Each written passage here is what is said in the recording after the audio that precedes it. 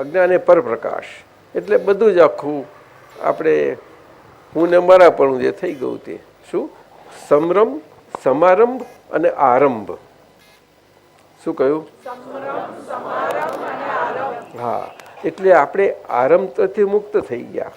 આ બધાથી મનથી મુક્ત થયા એટલે ત્રણેયથી મુક્ત થઈએ. પરંતુ મનના લેવલ, વાણીના લેવલ, બુદ્ધિના લેવલ, અંતઃકરણના લેવલમાં આ બધી નિકાચિતપણું જે ચીકણાપણું રહ્યું ને તેઓના સ્વભાવનું શું કહ્યું? તેઓ અને સ્વભાવનું શું એ થઈ ગયેલું. એમાં સ્વભાવ બહુ નડે છે આપણને. એ સ્વભાવના ચીકણાપણા એને પડઘા કહેવાય છે.